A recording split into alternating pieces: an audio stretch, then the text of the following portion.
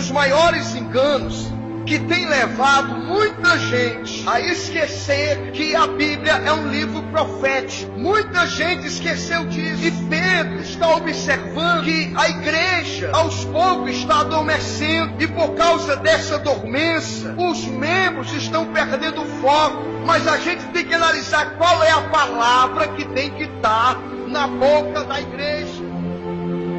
Será que a palavra certa é prosperidade, bênçãos materiais? É a mesma palavra que o Espírito Santo está dizendo. Pedro percebeu que, infelizmente, os cristãos estavam perdendo esse foco, perdendo o ânimo do céu, o entusiasmo das coisas do Espírito, a glória de Deus, a manifestação da vinda do Senhor Jesus. Perderam o ânimo. E por que perderam esse ânimo? Porque trocaram as coisas eternas por essas coisas que vão perecer. Trocaram a glória pela fama, trocaram as bênçãos espirituais pelas riquezas materiais. A maioria das igrejas, elas estão direcionadas não mais para a vida do Senhor Jesus, mas estão quase que competindo de igualdade com o mundo. Nós temos o Arraial Gospel, Carnal Gospel, nós temos até o Halloween, que é uma festa indicada para as bruxas, também na igreja tem. Por quê? Porque a finalidade não é mais o céu, é estabelecer o reino aqui na terra. Muita gente vê a igreja não mais como algo para se encontrar com Deus, para esperar a vinda do Senhor Jesus. Muita gente está achando que se Jesus não voltar, tá bom demais, melhor estar aqui. Perderam a esperança do céu, a esperança, muitos ainda têm até a esperança de ficarem ricos, ganhar na loteria. E é com tristeza, irmãos, que a gente percebe isso acontecendo. Nós temos que voltar a ter a perspectiva e a esperança da volta de Cristo. A gente observa isso na falta de verbalização, onde as pessoas não estão mais buscando, onde as pessoas se tornaram céticas, incrédulas em relação à segunda vinda do Senhor, vivem despercebidos, despreocupados. Esse assunto não empolga mais. E aí, irmãos, estamos caindo no mesmo erro que caíram o povo de Deus, que esqueceu essas promessas. Quem era esse povo? A nação de Israel, que Paulo vai dizer que agora ela foi colocada de lado e Deus está trabalhando com a igreja. Porque foi cortado a Israel, agora Deus está trabalhando com a igreja, até que chegue um momento que ela vai brotar de novo e Deus vai voltar para a igreja, para Israel. O mundo não está esperando o Messias, o mundo está esperando o juízo, a igreja está esperando o noivo, Israel está esperando o Messias. E eu pergunto, irmão, o que é que você está esperando dessa vida? E temos que ter cuidado, porque as mesmas coisas que Israel recebeu, a igreja também está recebendo. Israel recebeu as promessas da vinda do Senhor, recebeu as profecias que Jesus ia voltar, receberam os sinais que a vinda do Senhor Jesus estaria se manifestando. E em quarto lugar, que foi pior, eles viram todas as profecias, todos os sinais acontecerem diante dos olhos deles. Mas o que foi mais triste é porque eles não perceberam acerca da primeira volta de Jesus, ao ponto de Jesus dizer uma profecia para eles, lá em Lucas capítulo 19, versículo 44: te derrubarão a ti e os teus filhos que estiverem dentro de ti, ó Jerusalém, e não deixarão em ti pedra sobre pedra, por causa de uma única coisa, porque vocês não reconheceram o tempo da sua visitação. Igreja, Jesus está dizendo: abram seus olhos, eu estou às portas, eu estou chegando. Igreja, se prepare, se prepare. E Jesus estava falando das profecias da sua primeira vinda, que se cumpriram diante dos judeus, mas eles não perceberam, só começaram a perceber no ano 70, com a destruição de Jerusalém, ao ponto de Jeremias dizer na sua profecia, capítulo 8, versículo 20, passou a seca, findou-se o verão e nós não nos salvamos. Quem está entendendo isso, irmãos? E por que é que não houve a salvação? Eles tiveram promessas. Nós temos promessas ou não temos? Eles receberam profecias que Jesus ia voltar. Nós recebemos ou não recebemos? Eles receberam também, meu amado, os sinais que Jesus iria voltar. Mas o grande problema, irmãos, é que eles adormeceram. Eles não perceberam quando era para abrir os olhos, quando era para levantar os olhos, quando era para dar revestido de poder, quando era para ter lâmpadas acesas com azeite, quando era para estar vigilante. Eles adormeceram. Desperta, igreja. Jesus está dizendo: eu estou às portas. Olha os sinais, olha as profecias. A primeira vinda foi despercebida por aqueles que não poderiam errar. E por que eu disse que ia falar sobre profecias? Porque, irmãos, nós estamos desprezando as profecias que Deus colocou para a igreja e está acontecendo diante dos nossos olhos.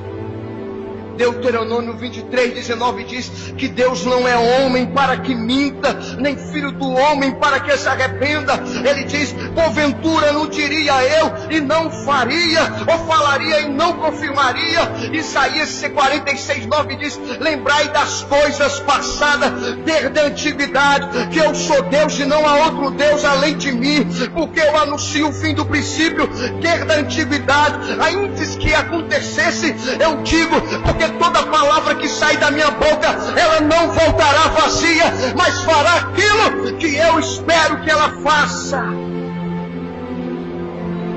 E vai dizer o escritor aos Hebreus que a palavra que foi dita pelo Moisés, pelos profetas, pelos anjos, elas não caíram por terra, quanto mais agora a palavra do nosso Senhor e Salvador Jesus Cristo, que disse: céus e terra passarão, mas a minha palavra não passará. Vigiai em todo tempo, porque não sabeis o dia nem a hora em que o Senhor há de voltar. Prepara-te, igreja, porque o Senhor está voltando. Deus, Cristo em Cristo Jesus, percebeu o valor das Escrituras, das profecias, ao ponto deles buscarem os 2 discípulos de Emaús, dizendo, a Bíblia diz que ele falou tudo que é a profecia, começando por Moisés, pelos profetas e tudo que se achava nas Escrituras. Ele dizia: não está escrito. E estava escrito na primeira vinda como ele iria nascer. Isaías, no capítulo 7, versículo 14: portanto, mesmo o Senhor lhe dará um sinal, ó Israel. Eis que uma virgem conceberá e dará à luz a um filho, e o seu nome será Emanuel. Quando aconteceu 758 anos antes de Cristo, quando Mateus capítulo 1, versículo 24 e 25 vai dizer, o nascimento de Jesus Cristo era assim: estando Maria, sua mãe, desposada, virgem com José, se juntar, achou-se grávida do Espírito Santo. Mateus vai dizer também, lá no capítulo 1, o anjo Gabriel enviado e disse: virgem desposada, disse para ela: tu serás concebida, tu conceberá o Salvador do mundo. Já tinha falado. A segunda profecia, Deus disse lá, escrito lá em Miqueias capítulo 5, versículo 2: e tu, Belém Efratá, posto que és entre milhares de Judá, a pequena, de ti sairá o que será o Senhor de Israel, e cujas origens são desde os tempos antigos, desde a eternidade. Jesus nasceu lá na era de Nazaré, mas ele nasceu lá em Belém, fugido, e Deus estava dizendo: olha, a minha palavra, tudo que eu vou falar vai se cumprir. Deus disse para Abacuque: Abacuque, escreve, porque o que há de vir virá, não tardará. Se estiver tardando, que você estiver pensando, não se desespere, espera, porque a palavra de Deus vai cumprir. Meu amado, ainda que tenha gente dizendo que isso é história da cachorro-carrocinha, Deus está dizendo: te prepara, porque a palavra de Deus vai se cumprir. A profecia do seu nascimento, a profecia de onde ele ia nascer, e a profecia dos presentes. Está lá em Isaías 72, 10, 66, 60. Diz que os reis de Tarsis e das ilhas iriam trazer presente para Jesus. Quando aconteceu depois, meu amado, lá no ano de 698, veio a profecia dizendo, e Mateus disse, que os reis magos vieram do Oriente para dar presente. Falaram que as crianças iam morrer, todas as crianças iriam morrer. Jeremias disse no capítulo 31, versículo 15, assim diz o Senhor, uma voz se ouviu de Ramá, lamentação, choro amargo, Raquel chora seus filhos, sem admitir consolação, porque eles já não existem mais. Quando aconteceu 666 anos depois, Mateus 2,16, Herodes, vendo que tinha sido iludido, irritou-se, matou todas as crianças do sexo masculino, porque não queria que o rei reinasse. Meu irmão, isso é para você lembrar do que Deus fala, ele cumpre. Até a chegada dele no jumentinho. Zacarias versículo 9, capítulo 9. Alegra-te muito, ó filha de Sião, exulta, ó filha de Jerusalém, eis que o teu rei virá a ti, justo e salvador, pobre, montado sobre um jumento, sobre um asninho, filho de uma jumenta. 487 anos depois, antes de Cristo, cumpriu a profecia, Lucas 19:30, onde todo o povo estava esperando, e Jesus entra em Jerusalém montado num jumentinho, e todo mundo diz, Hosana, bendito aquele que vem em nome do Senhor Jesus. A profecia da traição de Judas, lá no Salmo 41, versículo 9, até o meu próprio amigo íntimo, em que eu tanto confiava, que comia do meu pão, levantou o seu calcanhar contra mim. A profecia do pagamento de 30 moedas, Zacarias verso 11, 2, e eu disse-lhes, se parece bem aos vossos olhos, dá-me o que é devido, e pesaram um salário de 30 moedas, data da profecia depois, 487 anos. Profecia, querido, das moedas jogadas no templo. Quando Zacarias diz, verso 11, capítulo 11, verso 13, o Senhor diz, arroja isso ao oleiro, esse belo preço em que fui avaliado por eles, tomei as 30 moedas de prata e arrojei ao oleiro na casa do Senhor. Por que eu estou falando isso, irmãos? Porque Deus falou a primeira vez e se cumpriu. Porque Deus disse que o seu povo queria voltar. Mas o maior problema do seu povo é porque eles adormeceram e não perceberam. E agora o apóstolo Pedro está vendo a igreja perder também essa esperança, perdendo essa visão das profecias que iriam se cumprir. O desejo, o anseio estava sumindo do coração deles. E o resultado, irmãos, eles perderam o temor do fogo do inferno. Eles temeram a volta de Jesus. Eles esqueceram a volta de Jesus. Eles deixaram de lado as profecias. E Pedro vai escrever dizendo, eu não trago nenhuma novidade para vocês. Eu quero escrever essa segunda carta, capítulo 3, verso 1. Em ambas, eu quero exortar vocês a vocês se animarem, sinceramente, sincero, para que vocês voltem. Entender que vale a pena servir ao Senhor, vale a pena negar esse mundo, vale a pena carregar a cruz, vale a pena matar a tua carne, vale a pena deixar muita coisa nessa terra aqui, porque a profecia vai se cumprir. E Pedro está dizendo: eu quero abrir o entendimento de vocês, porque estão anuviados, vocês não percebem essa verdade da caminhada cristã. E eu quero lembrar vocês, volto a exortar vocês, para trazer à memória, que vocês não podem esquecer. Diga, esquecer o quê? As palavras que primeiramente foram ditas pelos profetas. Isaías falou, Jeremias falou, Moisés falou, Ageu falou, Abacuque falou, Malaquias falou, Miqueias falou, Davi falou, tantos profetas de Deus dizendo: Ele vai voltar, Ele vai voltar. E agora Pedro está dizendo, agora somos nós que estamos alertando os santos apóstolos, afirmando que Ele vai vir com poder e glória.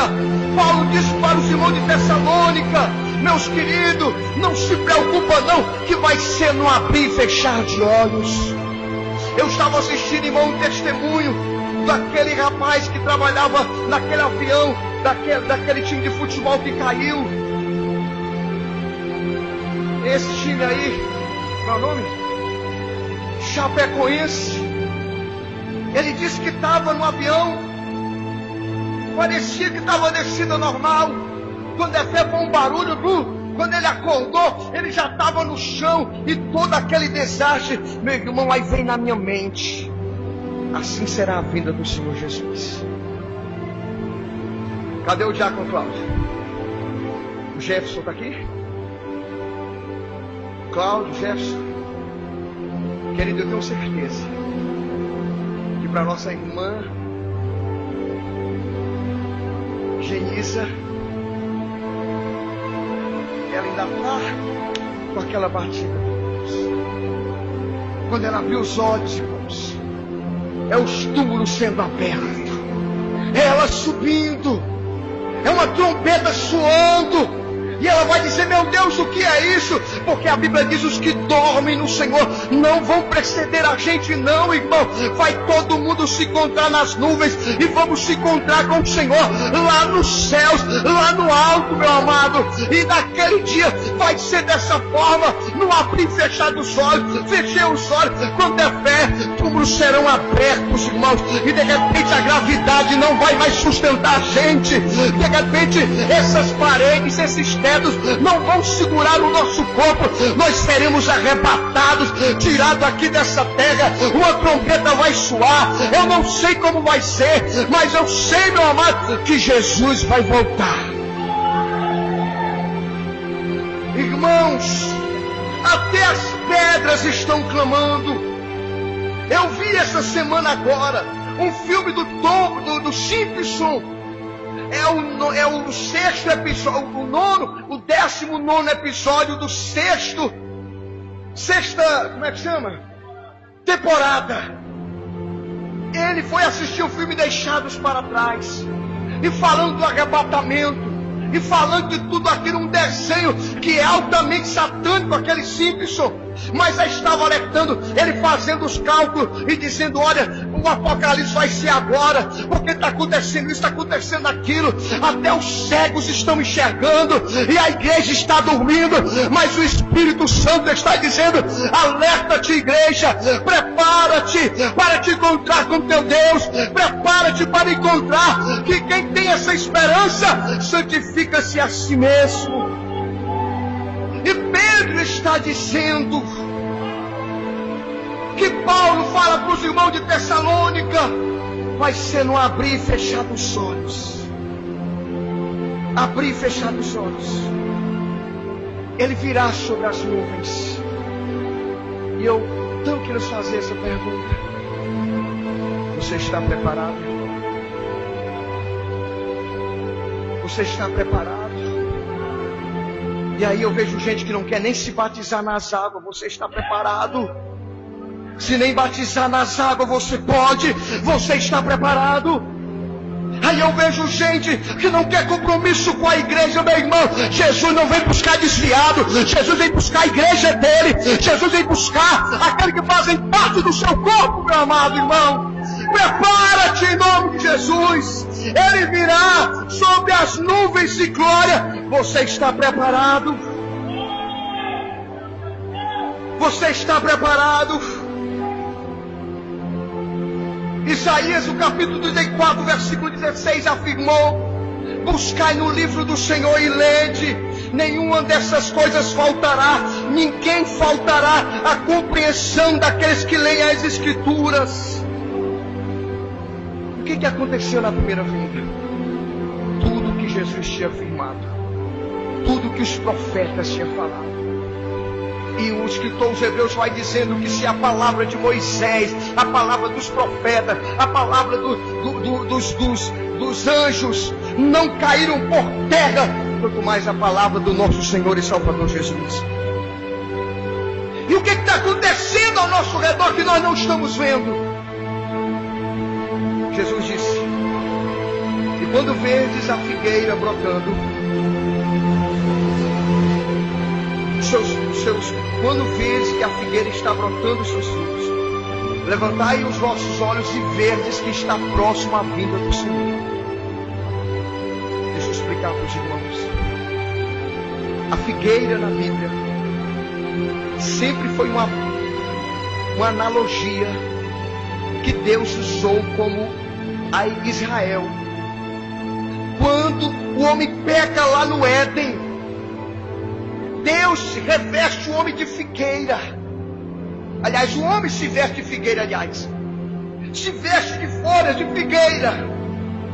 Era Israel, com aquele amparado, com aquela soberba jactância. Nós estamos vestidos com a lei, com o templo, nós estamos vestidos com a lei cerimonial, os decálogos, as leis morais. Nós estamos vestidos de tudo isso. E Deus disse: isso não adianta, tem que ter um sacrifício do Cordeiro para que vocês sejam salvos. E Jesus olha, irmãos, para os discípulos e diz: olha, para todos os judeus, e diz: olha, se vocês não comerem a minha carne e beberem o meu sangue, vocês não têm vida. Jesus está dizendo: olha, esse mundo só vai ser salvo, esse mundo só vai ser arrancado das trevas se a minha carne for estraçalhada por ela, se o meu sangue for derramado. Mas também tem uma coisa: quando eu for levantado, eu vou atrair a muitos para mim. E meu irmão, e a figueira é Israel. E várias vezes Deus vai dizer, lembra aquela parábola de Lucas capítulo 13, versículo 6? Que Deus disse: corta. Aí disse: não, espera um tempo. Era Israel. E aí essa figueira foi cortada, porque Deus deu 3 anos para que ela se arrependesse. Que 3 anos foram esses? O ministério terreno de Jesus Cristo. 3 anos Jesus esperando.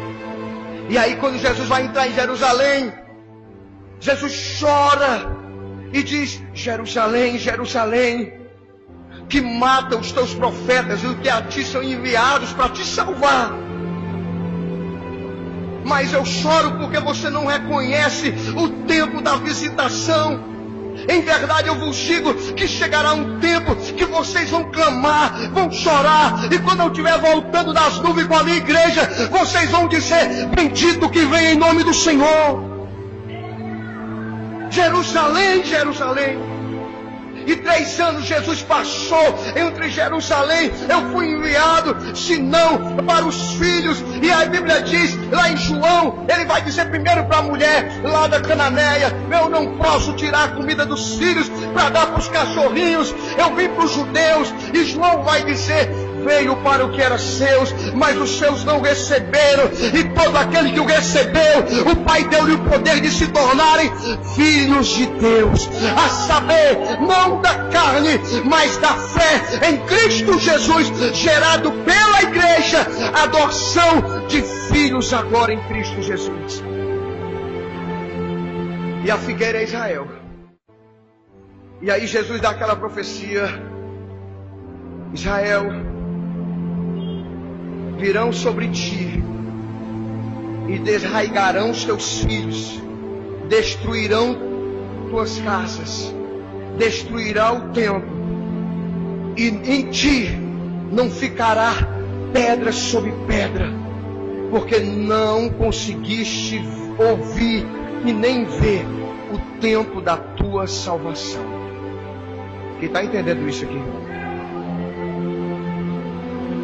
Aí Jesus morre no ano 33. Passa-se 37 anos.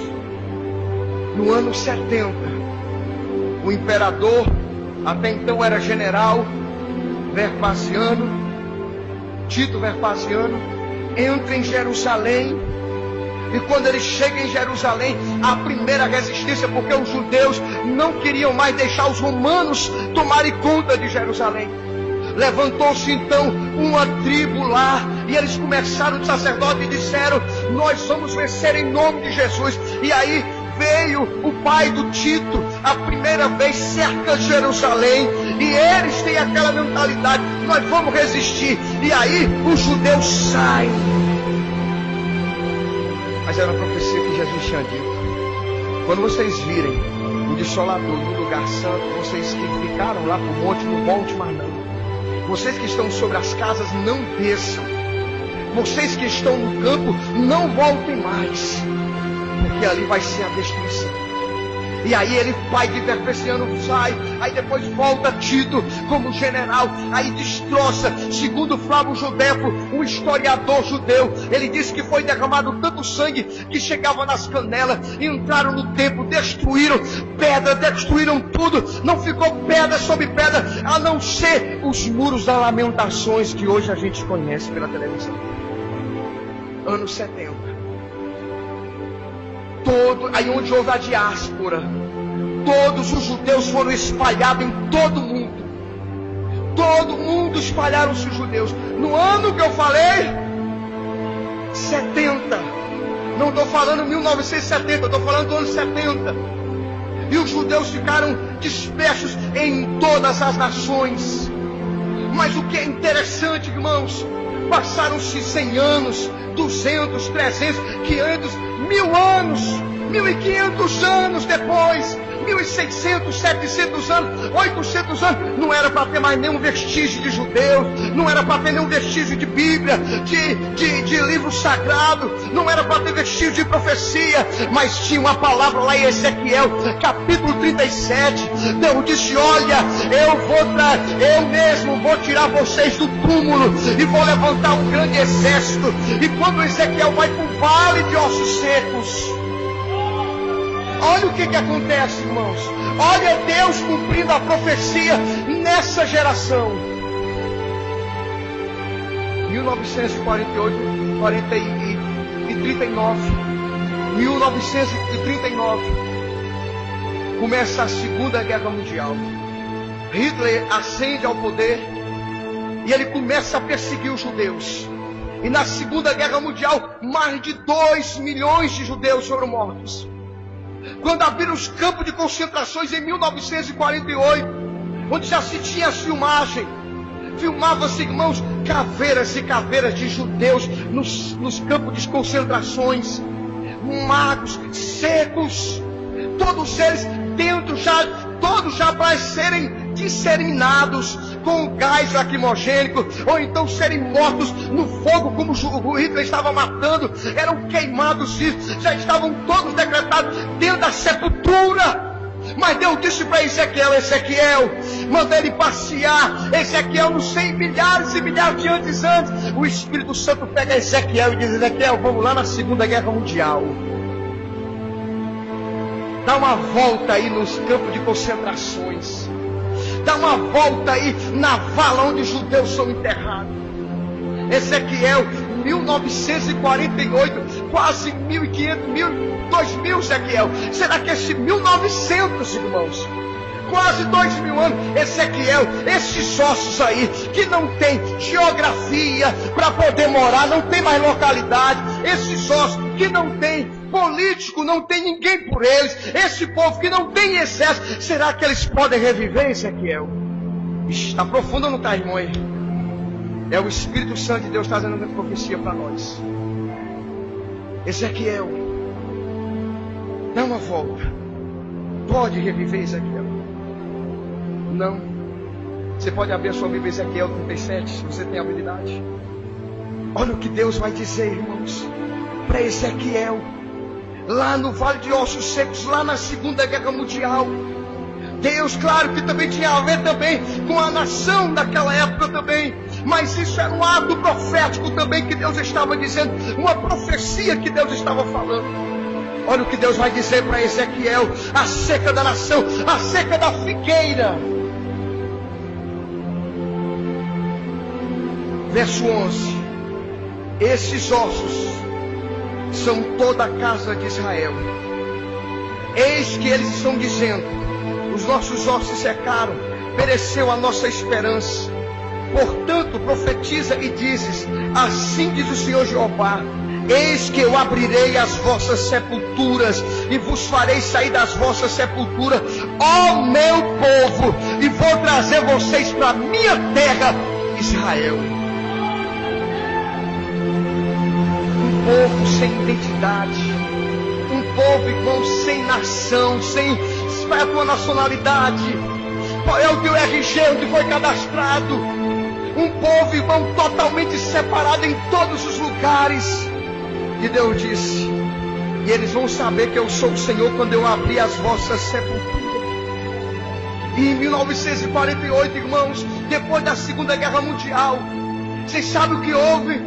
Houve, irmãos, a nação unidas, a ONU, as Nações Unidas se reuniram, foram estabelecer como um despojo de guerra, como que querendo de alguma forma indenizar a nação de Israel. Mas já era Deus dizendo: eu vou trazer o meu povo, porque a figueira tem que começar a brotar, porque a minha igreja tem que prestar atenção. Aí o brasileiro Oswaldo Graça Aranha, todas as nações votam, os embaixadores, representantes das nações, falta um voto só. Israel já tinha perdido a esperança. Os palestinos já eram donos daquela terra, porque Uso Capião, desde o ano 70, passaram 500, 800, 1000 anos, 1200, 2000, 1500, 1600, 1948, eles estão estabelecidos ali. Sabe o que acontece? Está tudo empatado. A Bíblia diz: bem-aventurado aqueles que abençoam o povo de Deus. E Deus levanta um homem chamado Oswaldo Graça Aranha, e ele dá o voto de Minerva, e ele diz: sim, Israel voltará a ser nação, Israel voltará para a sua terra. Deus não é homem para mentir. Ele disse: Israel, tu vai voltar para essa terra de novo. Igreja, quando a figueira estiver brotando, e a figueira foi para lá. 1948, irmãos, olha o que aconteceu, meu querido, naquele lugar. Eles chegaram numa terra deserta, tamanho do Ceará, no meio do nada, só quente. Mas, meu irmão, quem tem a promessa e a bênção de Deus, onde coloca a planta do pé, é abençoado. E eles começaram ali a fazer o Estado de Israel. O Estado de Israel. 1948. Passam-se quase 20 anos. 1966.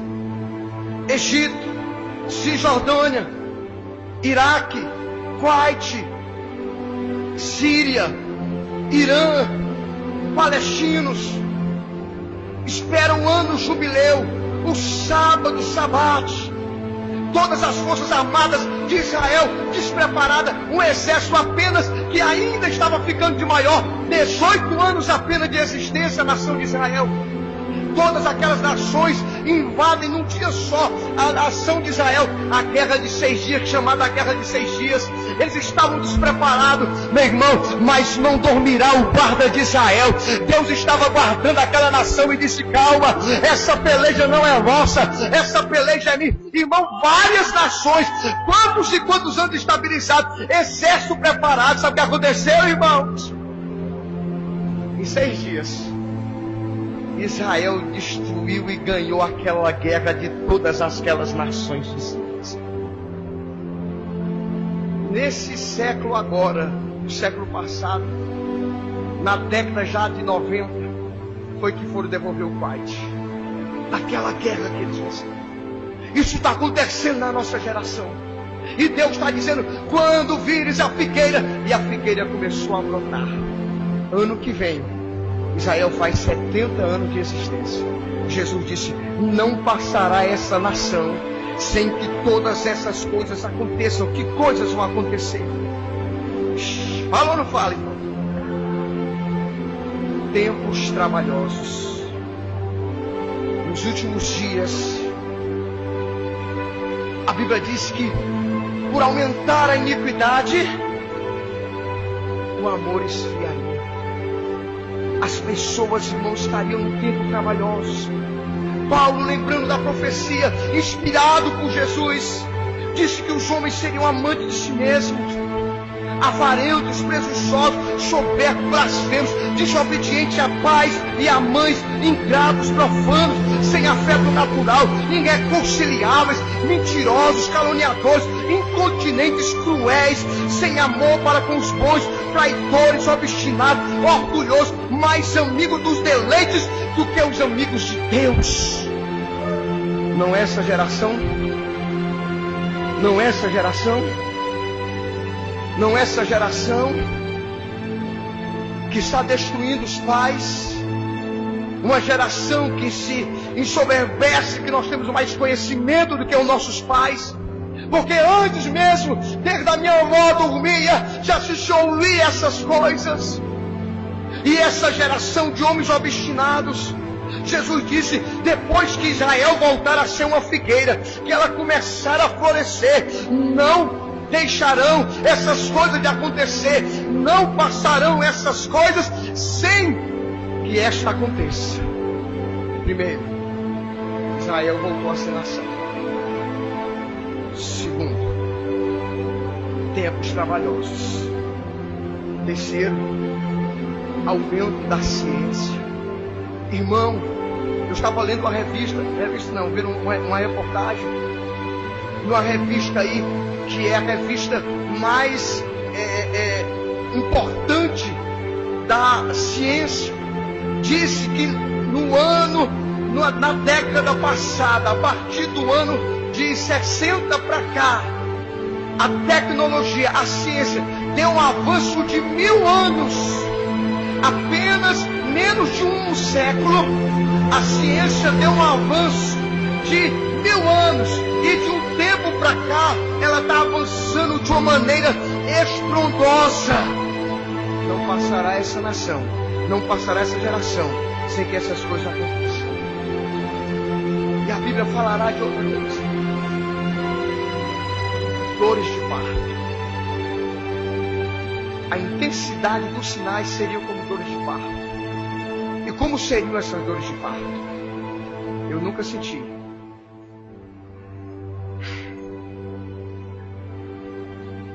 Mas eu vou te explicar como é que é. Escute bem. As dores de parto, que Deus fez a comparação com o arrebatamento da igreja com a volta de Jesus. Primeira coisa, a dor de parto, primeiro ela chega leve e demora. Exemplo, ele bateu aqui uma vez, daqui a 4 horas, foi leve. Bateu um pouquinho mais forte, mas diminuiu o tempo, 3 horas. Bateu um pouco mais forte, diminuiu o tempo, 2 horas. Bateu um pouco mais forte do que das primeiras vezes, 1 hora. E cada vez que vai diminuindo o tempo, mais tenso e mais forte vai ficando as dores. Quem ouviu falar de tsunami há muito tempo atrás? Na minha adolescência, na minha mocidade, não sabia nem o que era tsunami. Ninguém não ouviu falar de tsunami. Maremoto conhecia. Quem ouvia falar de que isso estaria acontecendo? Quem ouvia falar, irmão, de terremoto? Quem ouvia falar de estrela caindo no céu? Como foi lá na Rússia, lá daqui a pouco a gente volta os sinais da terra, no céu. Quem ouvia falar desses sinais? Terremoto, tsunami, de geleiras. A terra cada vez mais, as dores de parto intensamente. Pastor, mas sempre existiu. Faça um catálogo, olhe na internet, analise. Era um terremoto de 200, de 300 e 300 anos. De 200 e 200 anos. Só no século passado, irmão, tivemos mais de 1000 terremotos. Só no século passado. E de proporções extraordinárias, mais de 100. Fortes, terremotos fortes, grandes intensidades, tudo acontecendo. E eu tinha a mentalidade, queria primeiro os terremotos, depois os sinais do céu, depois a guerra. Não, mas não é assim. A Bíblia diz que haveria sinais no céu, terremoto, rumores de guerra, fome, a humanidade estaria num estado de calamidade moral, espiritual, emocional. E aí, tudo isso não era cronologicamente, não, sistematicamente, não, era simultaneamente. A gente vê guerra lá na Síria hoje, a gente vê terremoto acontecendo, a gente vê tsunami acontecendo, a gente vê peste, a gente vê fome. Só tem uma explicação: ele está chegando, ele está voltando, ele está voltando em vários lugares. Aí o estado emocional das pessoas. Lucas capítulo 21, versículo 11.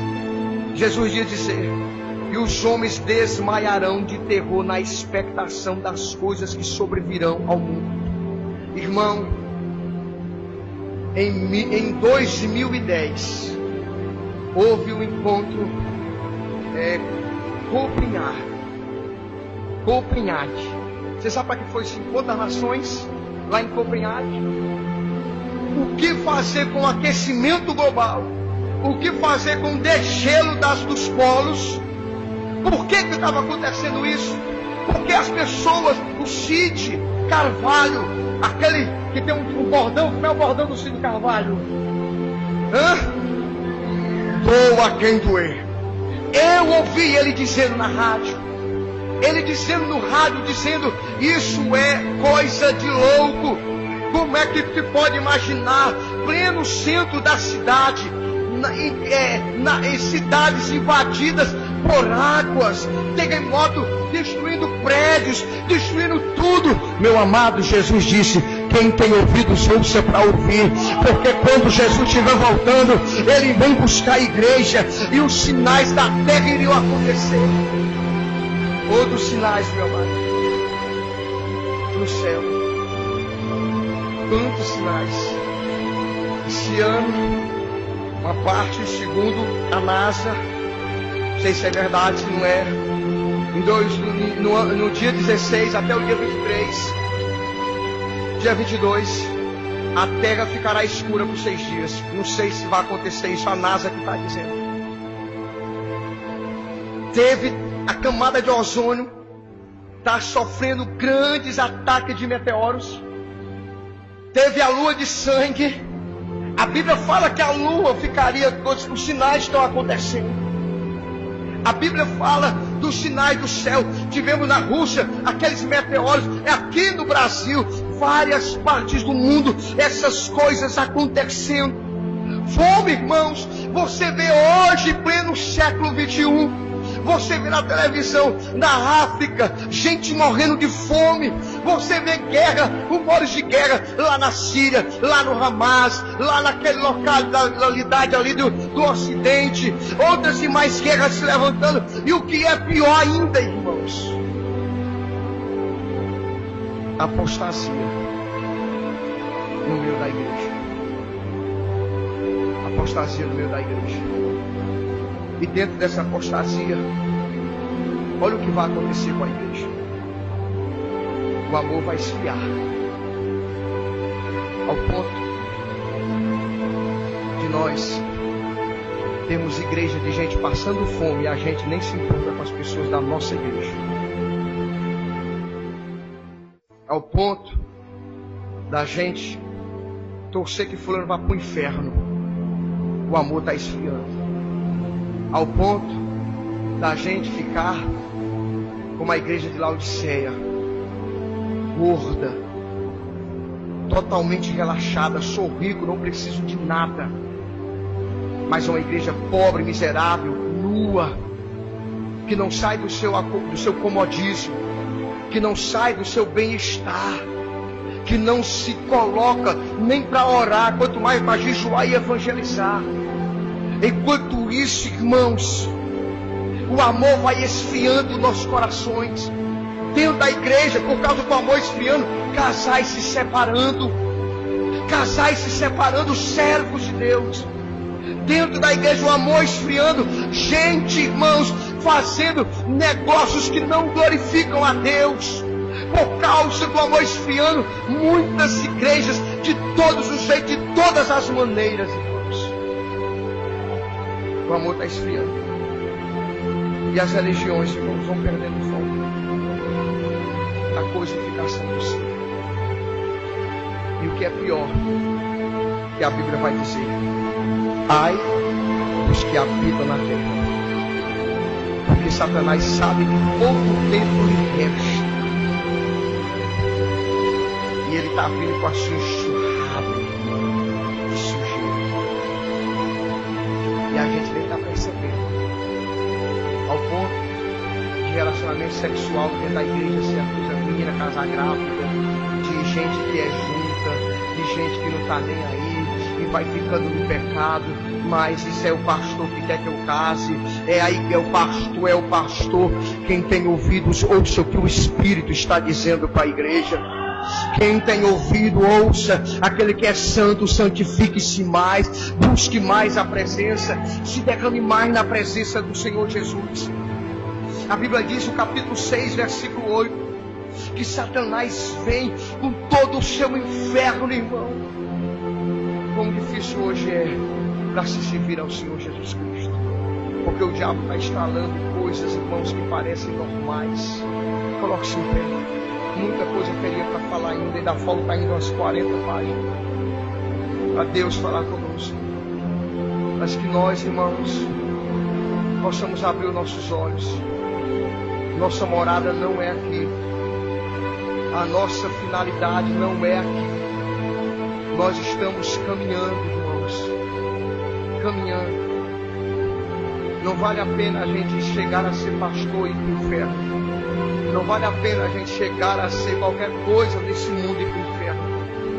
A Bíblia diz que bem-aventurado aqueles que participam da primeira vinda de Jesus.